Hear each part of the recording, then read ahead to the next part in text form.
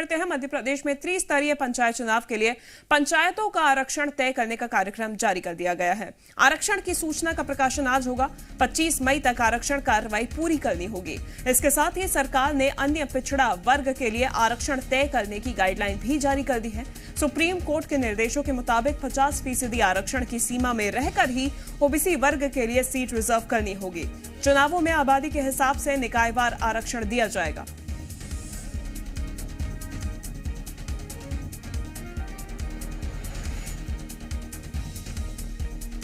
तो आज आरक्षण की सूचना का प्रकाशन हो सकता है। 25 मई को चुनाव के लिए प्रकाशन किए जाएंगे। वहीं 26 मई को शाम 4 बजे कलेक्टर्स विभाग को आदेश जारी कर दिए जाएंगे। आबादी के हिसाब से निकायवार आरक्षण मिल सकता है। पंचायत चुनाव के लिए आरक्षण कार्यक्रम जारी हो चुका है, जिसके बाद आज आरक्षण की सूचना का प्रकाशन होगा।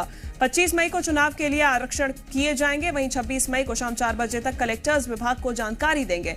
आबादी के हिसाब से निकायवार आरक्षण दिया जाएगा, तो कहीं 35% तक भी ओबीसी को आरक्षण मिल सकता है। आबादी के हिसाब से निकायवार ही आरक्षण दिया जाएगा। ओबीसी वर्ग के लिए हालांकि 50% के अंदर सीमा में रहकर ही ये सीट रिजर्व करनी होगी। वहीं मध्य प्रदेश में पंचायत और नगरीय निकाय चुनावों को लेकर कांग्रेस ने तैयारी तेज कर दी है।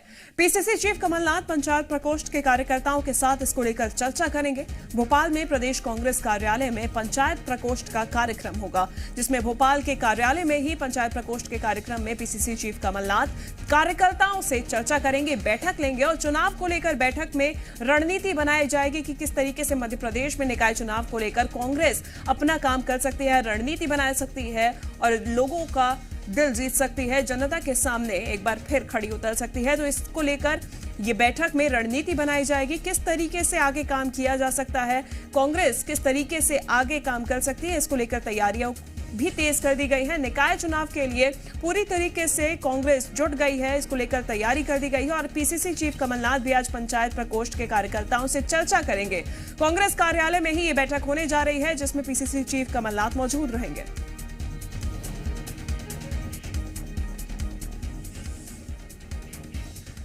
तो वहीं मध्य प्रदेश बीजेपी पंचायत चुनावों की तैयारियों में पूरी तरह से जुट गई है। बीजेपी ने चुनाव संचालन समिति का गठन कर दिया है। कविता पाटीदार को समिति का अध्यक्ष बनाया गया है, जिसमें कमल पटेल समेत 6 मंत्री भी शामिल किए गए हैं। बीजेपी की चुनाव संचालन समिति में 40 नेता शामिल किए गए हैं। तो बहुत ही अहम जानकारी है, क्योंकि बीजेपी ने अब चुनाव संचालन कमेटी गठित कर दी है और इसमें कविता पाटीदार के अंतर ही कमल पटेल समेत 6 मंत्रियों को शामिल किया गया है। ये समिति कविता पाटीदार के साथ 40 नेता भी शामिल किए गए हैं। देखने वाली बात यह है कि चुनाव संचालन समिति में 40 नेता शामिल किए गए हैं और किस तरीके से बीजेपी की रणनीति तैयार की जाएगी, समिति के आधार पे, समिति के निर्णय के आधार पे ये देखा जाएगा। और बीजेपी की तरफ से तैयारियां तेज कर दी गई हैं, क्योंकि निकाय चुनाव बेहद ही नजदीक है और इसी को लेकर बीजेपी ने चुनाव संचालन समिति का गठन कर दिया है। पंचायत चुनाव संचालन समिति की कमान कविता पाटीदार को दी गई है। समिति में कमल पटेल समेत 6 मंत्री भी शामिल हैं। तो वहीं खरगोन में नगरीय निकाय चुनाव को लेकर कांग्रेस कार्यकर्ताओं की बैठक हुई, जिसमें चुनाव को लेकर रणनीति बनाई गई। बैठक के बाद मीडिया से बात करते हुए कांग्रेस विधायक रवि जोशी ने बीजेपी पर गंभीर आरोप लगाए। उन्होंने कहा कि बीजेपी खरगोन में दंगे कराकर चुनाव जीतना चाहती है। कांग्रेस विधायक ने दावा किया कि अगर सीएम भी चुनाव लड़ ले तो वो भी चुनाव नहीं जीत पाएंगे। कांग्रेस की पूरी सेना उनकी ताकत के साथ लड़ाई के लिए तैयार है।